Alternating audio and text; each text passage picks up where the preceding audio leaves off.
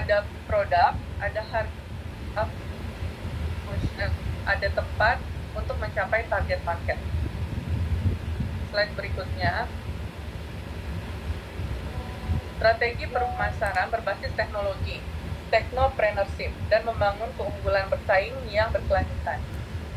Strategi pemasaran berbasis teknologi.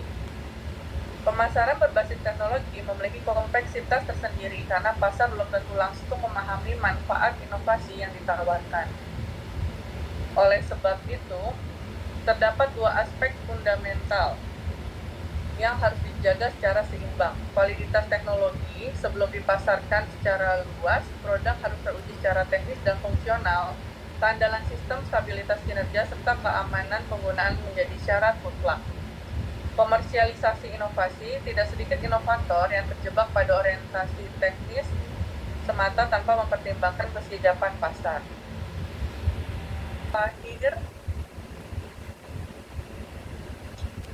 Lahir dari integrasi antara analisis pasar yang akurat, implementasi bauran pemasaran yang konsisten, pemahaman terhadap siklus hidup produk, serta kemampuan mengelola inovasi teknologi. Kombinasi tersebut membentuk fondasi strategi yang tidak mudah ditiru karena bertumbuh pada kapabilitas internal sekaligus pemahaman mendalam.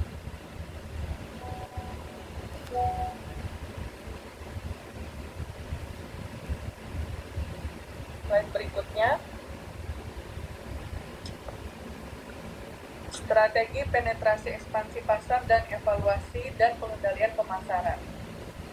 Strategi penetrasi tidak selalu harus dilakukan secara mandiri.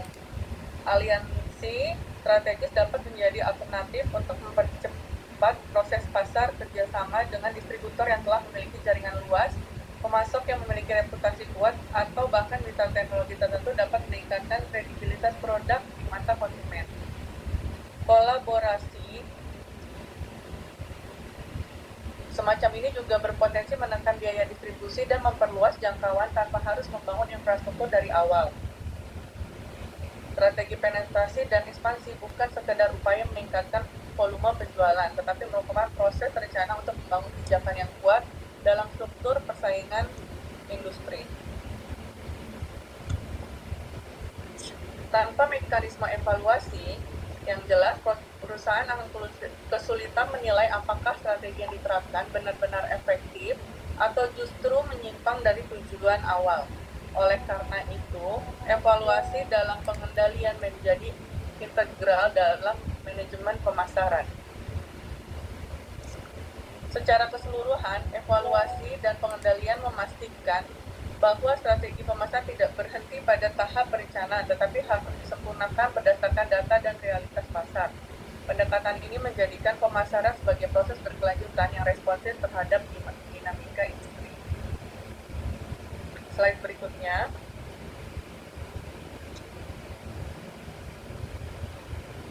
Manajemen operasional dan produksi usaha.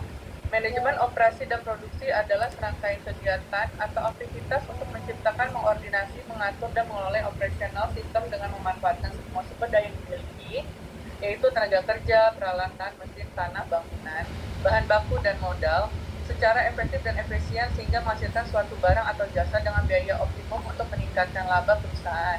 Pada hakikatnya, manajemen produksi dan operasi adalah suatu sistem yang dapat mengubah masukan-masukan sumber daya menjadi barang dan jasa yang lebih optimal dan bermanfaat. Berikut ada beberapa definisi kunci terkait manajemen operasi dan produksi. Manajemen operasional, manajemen produksi, efisiensi operasional, efektivitas operasional, proses produksi, rantai pasok, kualitas pasar, dan layanan. Manajemen operasional dan produksi secara keseluruhan berperan penting dalam membantu organisasi mencapai tujuan bisnisnya melalui efisiensi operasional, pengelolaan risiko, dan peningkatan kualitas. Slide berikutnya. Kegiatan manajemen. Slide berikutnya. Kegiatan manajemen operasional dan produksi dan ruang lingkup manajemen operasional dan produksi. Manajemen produksi dan operasi merupakan pelaksanaan kegiatan-kegiatan manajerial yang terdiri dari pemilihan, perancangan, pembaruan, pengoperasian, dan pengawasan sistem-sistem produktif. yaitu pemilihan, perancangan, pengoperasian, pengawasan, dan pembaharuan. Manajemen operasional dan produksi mencakup perancangan atau penyiapan sistem produksi dan operasi serta pengoperasian dari sistem produksi dan operasi. Yang pertama, seleksi dan rancangan atau desain hasil produksi. Yang kedua, seleksi dan perancangan proses dan peralatan. Pemilihan lokasi dan seat perusahaan dan unit produk, rancangan tata letak dan arus kerja atau proses, rancangan tugas perusahaan, serta strategi produksi dan operasi serta pemilihan kapasitas. Slide berikutnya. Peran manajemen operasional dan sasaran manajemen produksi dan operasional. Peran manajemen operasional dalam suatu usaha sangat penting karena berkaitan dengan pengelolaan proses produksi dan operasional yang merupakan inti dari kegiatan bisnis. Manajemen operasi bertanggung jawab untuk merancang, mengembangkan, dan meningkatkan proses produksi atau operasional. Hal ini melibatkan pemahaman mendalam terhadap aliran kerja, penggunaan sumber daya, dan efisiensi untuk mencapai hasil yang optimal. Manajemen operasi dan produksi adalah untuk menghasilkan layanan barang dari kualitas yang tepat dengan kuantitas tertentu pada waktu yang tepat dan biaya produksi yang benar. Kualitas yang tepat belum tentu memiliki kualitas terbaik. Hal ini ditentukan oleh biaya produk dan karakteristik teknis seperti yang cocok dengan persyaratan tertentu. Perusahaan memproduksi lebih dari permintaan, maka persediaan bahan baku tidak mencukupi. Dan jika perusahaan memproduksi dalam jumlah kurang dari permintaan, maka akan menyebabkan perusahaan mengalami kekurangan produk. Selain itu, ketepatan waktu pengiriman merupakan salah satu parameter penting untuk menilai efektivitas departemen produksi. Oleh karena itu, semua upaya harus dilakukan untuk menghasilkan produk dengan biaya yang ditetapkan sebelumnya, sehingga mengurangi variasi antara biaya aktual dan biaya standar. Slide berikutnya. Konsep dasar manajemen keuangan. Manajemen keuangan merupakan salah satu pilar terpenting dalam setiap aspek kehidupan, baik dalam lingkup pribadi, rumah tangga, maupun organisasi bisnis. Kemampuan merencanakan, mengelola, mengendalikan, dan mengevaluasi sumber daya keuangan secara efektif dan efisien adalah kunci utama mencapai stabilitas ekonomi dan mewujudkan tujuan-tujuan jangka panjang. Oleh karena itu, pemahaman yang mendalam mengenai prinsip manajemen merupakan suatu keharusan bagi seorang wirausahawan yang mampu memisahkan dan mengelola kedua ranah keuangan tersebut secara bersamaan. Slide berikutnya. Fungsi dan tujuan manajemen keuangan. Fungsi dan manajemen keuangan yaitu perencanaan keuangan, penganggaran modal, pengelolaan modal kerja, pencarian dana, serta fungsi pengendalian keuangan. Hal ini merupakan tujuan manajemen keuangan, yaitu memaksimalkan nilai perusahaan atau kekayaan pemegang saham, menjaga likuiditas dan solvabilitas perusahaan, memastikan penggunaan dana secara efisien dan efektif, serta menciptakan dan menjaga stabilitas ekonomi perusahaan, meminimalkan risiko keuangan, dan memaksimalkan keuntungan. Slide berikutnya. Prinsip-prinsip dasar pengelolaan keuangan, manajemen keuangan pribadi, dan manajemen keuangan usaha. Prinsip-prinsip dasar pengelolaan keuangan antara lain ada prinsip konsistensi, kehati-hatian, pengakuan pendapatan atau revenue recognition, mempertahankan modal, capital maintenance, pengelolaan risiko, biaya historis, transparansi, dan akuntabilitas. Untuk manajemen keuangan pribadi dapat didefinisikan sebagai seni dan ilmu dalam mengelola sumber daya keuangan yang dimiliki oleh seorang individu. Ini adalah proses terencana dan sistematis yang mencakup seluruh aktivitas pengelolaan uang, mulai dari bagaimana memperolehnya, bagaimana membelanjakan, bagaimana mengisikan tabungan, hingga bagaimana menginvestasikan untuk kebutuhan di masa depan. Manajemen keuangan usaha. Manajemen keuangan merupakan manajemen terhadap fungsi-fungsi keuangan, allocation of fund, aktivitas penggunaan dana yaitu aktivitas untuk menginvestasikan dana pada berbagai aktivitas, raising of fund yaitu aktivitas untuk mendapatkan sumber dana baik dari sumber internal maupun eksternal, manajemen aset yaitu setelah dana diperoleh dan dialokasikan dalam bentuk-bentuk aktiva harus dikelola seefisien mungkin. Slide berikutnya. Legalitas dan etika bisnis dalam kegiatan wirausaha menjadi salah satu yang penting dalam berwirausaha. Etika wirausaha merupakan seperangkat nilai dan norma moral yang mengatur bagaimana seorang pengusaha seharusnya bersikap dan bertindak dalam menjalankan kegiatan usaha. Etika berfungsi sebagai pedoman perilaku yang tidak hanya mengatur antara pelaku bisnis, tetapi juga hubungan antara perusahaan, konsumen, karyawan, dan masyarakat dan negara. Legalitas bisnis sendiri mengacu pada kepatuhan terhadap peraturan perundang-undangan yang berlaku. Legalitas mencakup berbagai aspek, mulai dari pendirian badan usaha, perizinan, kewajiban pajak, hingga kebutuhan terhadap hukum, tenaga kerja, dan pelindungan konsumen. Ketentuan etika wirausaha dalam praktik bisnis yang legal, yaitu sikap dan perilaku sesuai norma hukum dan sosial. Penampilan profesional sebagai bagian dari etika dan kredibilitas hukum, cara berpakaian sesuai tempat dan waktu, cara berbicara yang sopan, jujur, dan tidak menyesatkan, gerak-gerik yang mencerminkan keterbukaan dan itikat baik. Nilai-nilai etika sebagai pilar kepatuhan hukum, yaitu kejujuran, tanggung jawab, menepati janji dan kesepakatan, disiplin dalam menjalankan usaha, taat hukum sebagai wujud etika bisnis, kepedulian sosial, sikap membantu, komitmen dan saling menghormati, serta mengejar prestasi secara sah dan etis. Slide berikutnya. Tujuan etika bisnis dalam perspektif legalitas dan etika legalitas dan pembentukan kepercayaan. Tujuan etika bisnis dalam perspektif legalitas yaitu membangun hubungan sosial dan profesional yang berlandaskan hukum, meningkatkan kepuasan dan perlindungan hukum, membujuk dan mempertahankan pelanggan secara bertanggung jawab, membina hubungan jangka panjang dengan berbagai pihak. Etika, legalitas, dan pembentukan kepercayaan merupakan kredibilitas, kedekatan, dan reliabilitas. Slide berikutnya.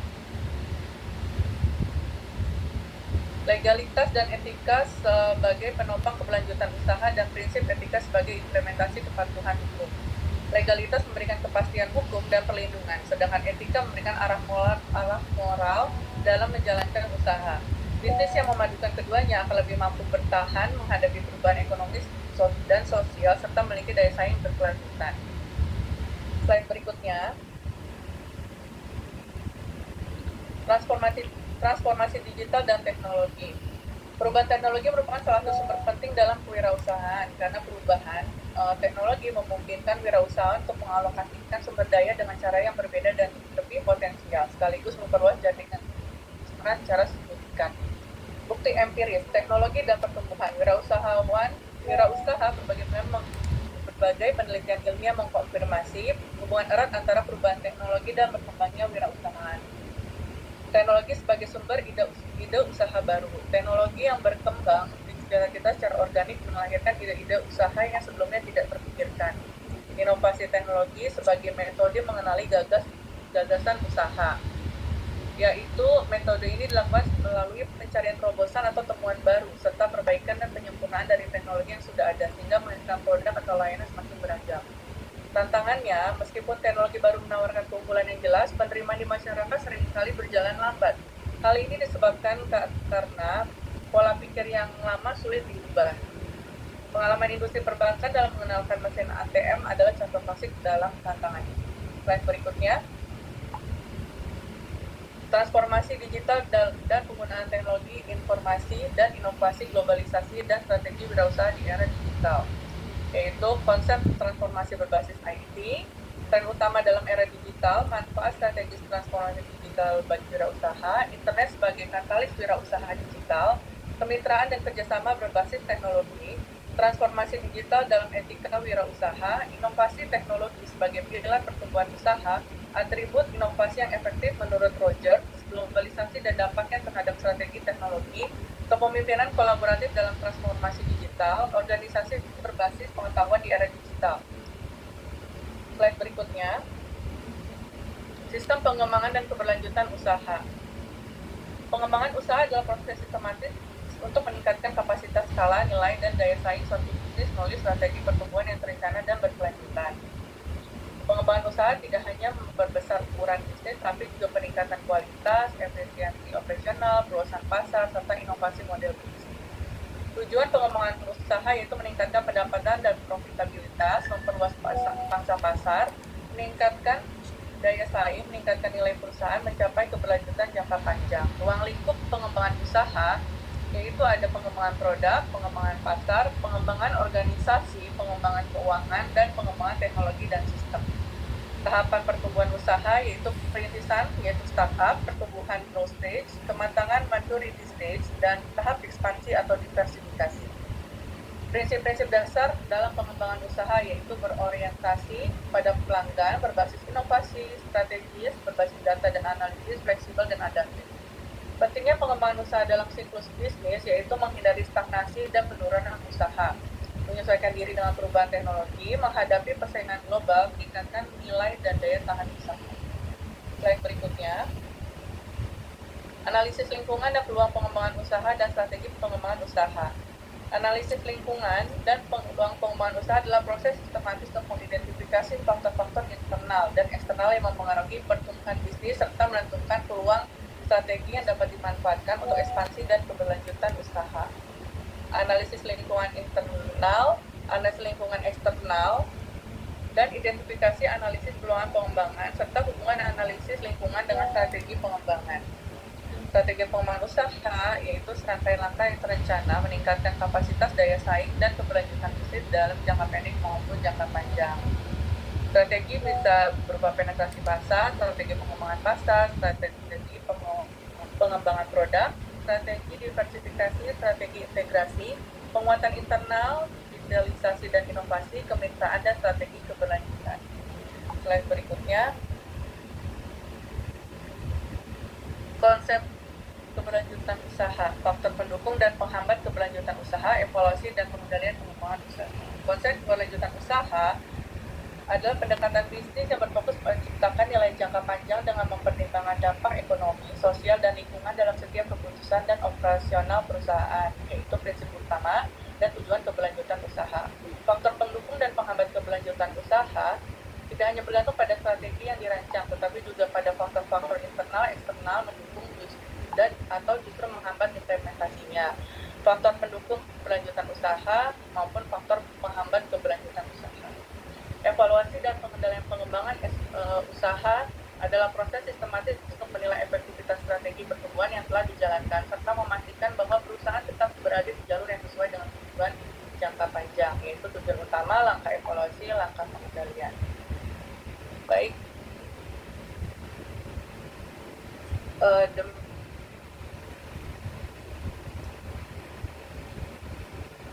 Baik, terima kasih untuk materinya. Saya kembalikan kepada MC. Terima kasih Sandra untuk presentasinya. Setelah ini kita akan mendengarkan presentasi dari narasumber kedua oleh Bu Tina Amelia, SHMHM. Dipersilakan waktu dan tempatnya, Bu Tina. Oke, baik. Saya mohon maaf terlebih dahulu. Pertama, karena memang telat. Dan kedua, saya masih dalam perjalanan. So, I need to say sorry karena saya nggak bisa open cam. Is it okay? Aman Ibu, nggak apa-apa. Oke, baik. Terima kasih.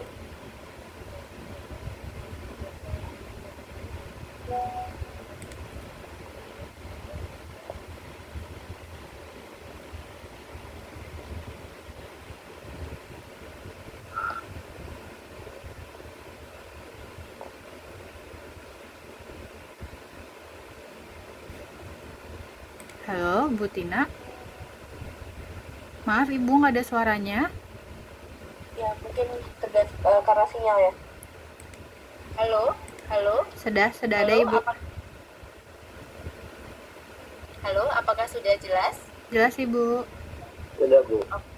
Oke, baik, terima kasih tentunya Honorable Ibu Dr. Ayu Larasati dan mahasiswa-mahasiswi untuk webinar kewirausahaan. Tentunya satu kehormatan bagi saya untuk mengisi seminar online kewirausahaan yang berkaitan dengan mindset, perencanaan, dan strategi bisnis. Nah, tentunya ketika kita bicara bisnis, tentu kita juga harus mengkaitkan bahwa how to develop bisnis dengan mindset entrepreneur, terutama bagi mahasiswa sekalian. Jadi yang paling penting dari bisnis adalah plan is a good but execution is everything gitu ya. Jadi punya plan itu sangat bagus, tapi eksekusi adalah segalanya.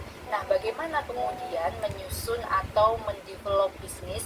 Yang pertama pasti harus set plan dan set goals dulu. Mau bisnis apa, dan juga bisnis itu akan sangat sulit apabila dilakukan sendirian. Jadi make sure kalian punya partner dalam berbisnis gitu ya.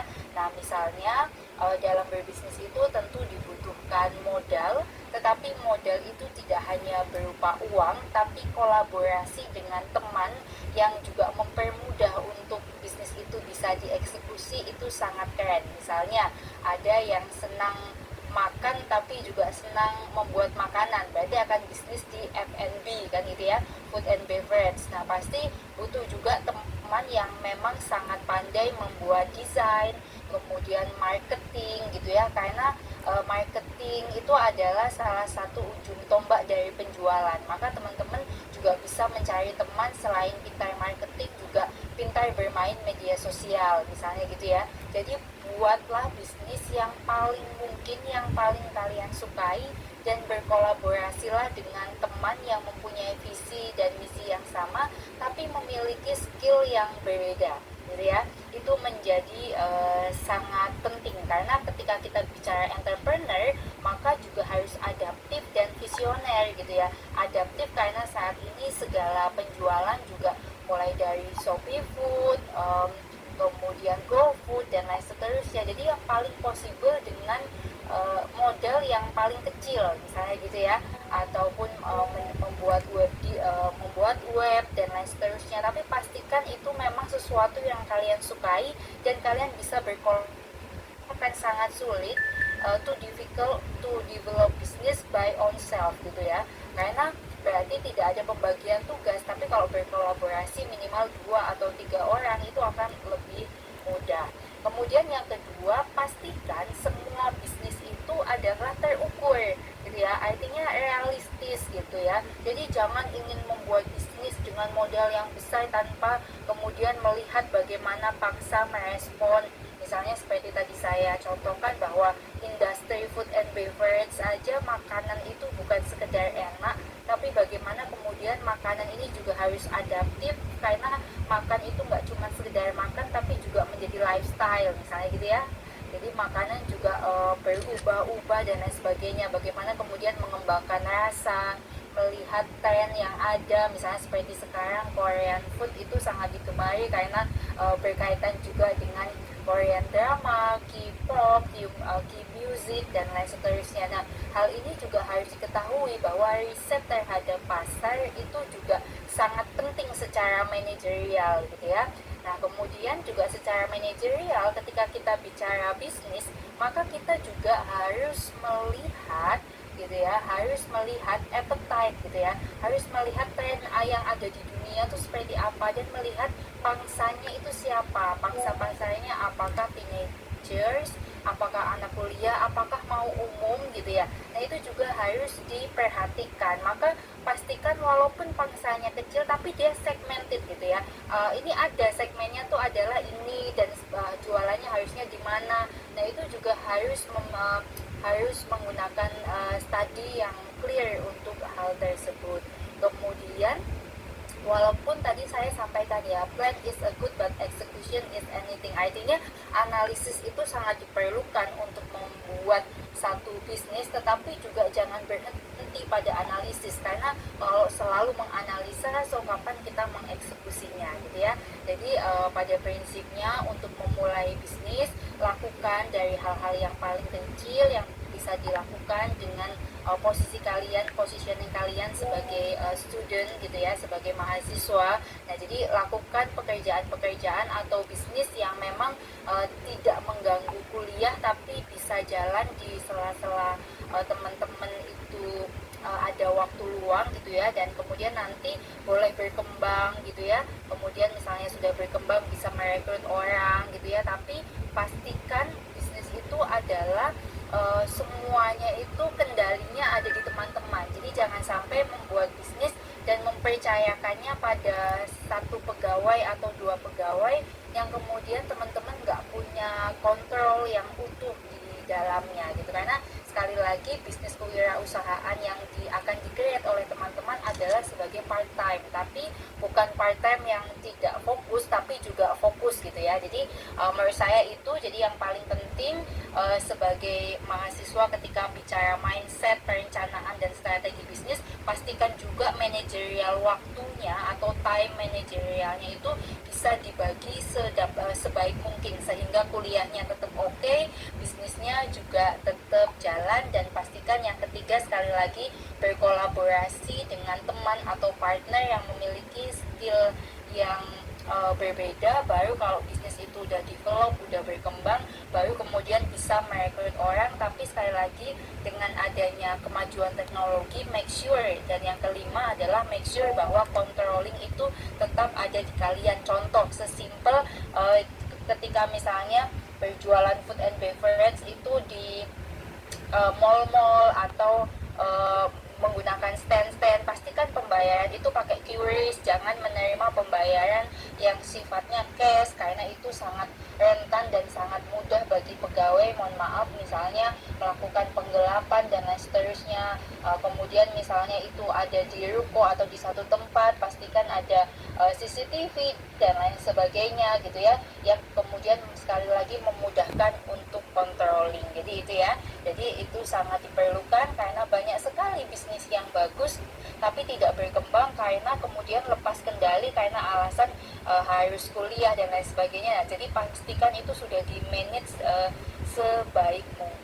Mungkin kalau dari saya itu, dan sekali lagi yang terakhir, yang keenam adalah bisnis yang baik adalah bisnis yang segera dimulai gitu. Jadi mungkin itu saja ya teman-teman dan Ibu Dokter Ayu yang bisa saya share, karena kemarin saya terinfo saya hanya boleh share 5 menit gitu. Jadi mungkin itu saja yang dapat saya sampaikan, dan mudah-mudahan walaupun sangat singkat, mudah-mudahan dapat diambil poin-poinnya. Oke. Baik, terima kasih Bu Tina atas insightful yang sudah diberikan kepada kami. Mungkin ini saya rangkum ya, karena pada akhirnya pengembangan usaha itu harus dilakukan secara adaptif melalui inovasi dan digitalisasi serta evaluasi berkelanjutan biar bisnisnya itu mampu bertahan, tumbuh, dan memiliki daya saing jangka panjang. Mungkin untuk sesi selanjutnya kita langsung ke sesi foto bersama ya. Mohon teman-teman sekalian dan Bapak Ibu boleh open cam untuk kita foto terlebih dahulu. Mungkin Mbak Naftali bisa dibantu untuk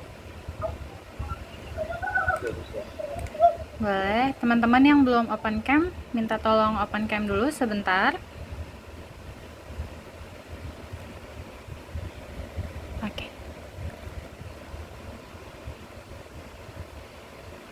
Supaya nggak lama ya, aku izin langsung screenshot ya, yang nggak open cam, maaf ya. Oke, ini ada 2 slide ya, jadi mohon ditahan sebentar. 1 slide dulu, 1, 2, 3. Oke, tahan sebentar.